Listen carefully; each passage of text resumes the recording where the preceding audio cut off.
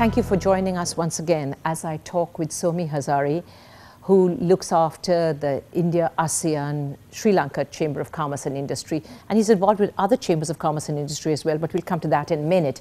Of course, we cannot talk about Sri Lanka without talking about tourism, without talking about medical tourism, which is both way, which is very much from Sri Lanka to here. Can we go into that now? Yes. I would start with, I would say, medical. Right. If you look at every flight that actually comes in, there are a significant number of patients that do come in, whether it is for kidney ailments, for diabetes, for heart, for eye, for actually child care, etc. Which the Sri Lankans spend a lot in India, apart from actually medical. If you ask any major shop owner in T Nagar, Manadi, wherever, and say, who are the foreigners who really shop the most? There'll be just spenders. one. They are big spenders. They have big hearts, right. Good appetites. They're lovely people. Like me. So, and, but there are a few, I would say, glitches here as well. See, we also have to change our rules from time to time. I agree there is a like security situation which we have to address. But some of the Sri Lankan patients who do actually come in, a large portion of them have to actually register themselves with the police over here. This leads to, I would say, unnecessary irritation. Right. And you know, the rest of the stuff that actually goes with it. Perhaps we can re-look at, of course, we have to see who is genuine and who is not, definitely. But I would just like to flag that issue. As far as tourism goes, you have a lot of Sri Lankans who do actually visit India, some for shopping. A lot of them come for this actually Buddhist trail, which they go. And a lot of Indians, I think Indians are the #1 visitors to Sri Lanka for the last 2 years or 3 years. It's a beautiful country, well worth visiting. It is beautiful and you get good value, right? When I say good value, I really mean good value. And I'm not just looking at the, you know, the range of from 0.5 star to 5 star. You have got good 2 to 3 star hotels also, which offer you really good value. So are you saying that they have really honed up their tourism infrastructure in Sri Lanka? Is that what you're saying? I would say they were always good. All right. But the tourism industry there did suffer. You know, when the war was on. It's picked up now? It has picked up. And to get a room these days is not the easiest thing. Is that true? And if you look at the north and the east, you end up paying very high amounts for what is available, because as of now, there is no worthwhile hotels there, but there are a few actually coming up. So is the infrastructure actually improving in those areas, in the war-torn areas of Sri Lanka? Yes, it is, but there's miles to go. Right. Now, when there is miles to go, there is opportunities also.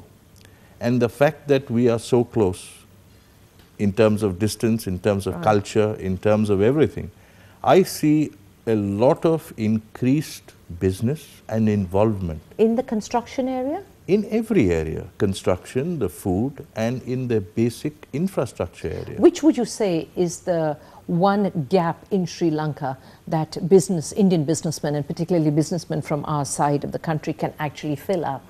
Which is the void?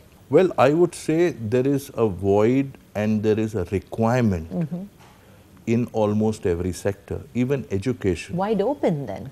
It is. And you know, the Sri Lankans spend a lot on their education. They have a very good education system. But a few years back, a whole generation lost out on learning English in school, because at that time, I think it was told that you either have to do it in Sinhala and of course in the Tamil areas. But they have realized that it was not a decision that really helped them in the long term. And steps are being taken to actually correct this. You have a large number of Sri Lankan students in almost all disciplines in India. In India. So you say that English language teaching is a good area for people from here to go into, as are people going into China to teach English now. It's a big, huge thing. And that's wide open, obviously. Let me move very quickly now to the fact that you are not necessarily only confined to Sri Lanka, because you've also and you continue to be very involved with business into Indonesia, and you belong to the South Indian Chamber of Commerce as well. Can we go a little farther afield, really, beyond into other parts of Southeast Asia? Definitely. What about Indonesia?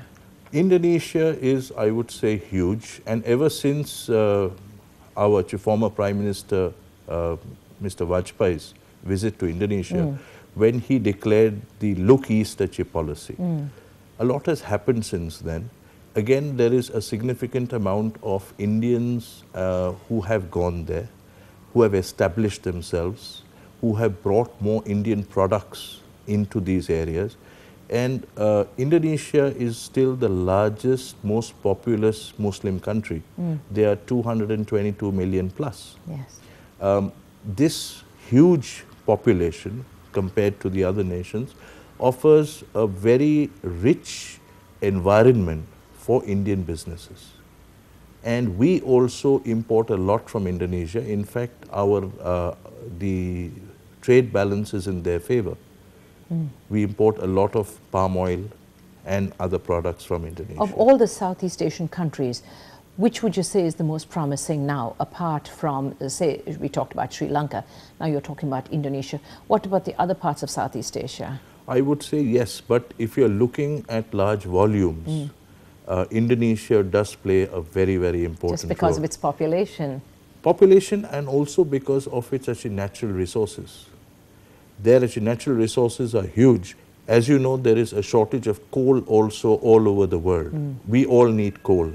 Who are the people who have coal? In the area, Australia has definitely better quality coal. Right. But at that price, what we are looking at, Indonesian coal is the most cost effective. So if you look at resources, wood, timber, also plywood, Indonesia is still number one. Right. Would the distance itself be a deterrent for Indian business? See, there's hardly any distance really, though we have been asking for direct flights between, say, Chennai and Indonesia. There used to be before. There used to be, when actually Garuda was there. But again, going through actually Singapore or going through actually Malaysia is really not that far. Well, I hope all of these wishes get answered, Somi, because obviously all of Southeast Asia is wide open to Indian business. Yes. And obviously we're in the right place at the right time, and it's necessary, I would imagine, that in conclusion we should actually say that this is the right time for us to be taking advantage. Would you say that as a final comment? I would say yes, because we always have been looking towards the West. It's only in the recent past have we realized the significance and the importance of our own area. Indeed, and we are a country that we ought to be far more proud of ourselves than we are, I think. Definitely, and to even re-emphasize the point that I made about Sri Lanka, even in these ASEAN countries, India and Indians is very well respected. Right. Well, Somi, it's been wonderful to have you on our show. Thank you very much, I Jennifer. really do appreciate your time today. Thank you very much. Well, as always, that's all we have time for here in Reconnect. But please don't forget to keep watching us every single Friday night at 9:30, and then we're on again on Sunday mornings at 8:30. So don't miss this show, because it's the program where you'll meet people who are very interesting, people who always have something to tell us, and people from whom we can learn very much. And so until the next time, you take care. Bye for now.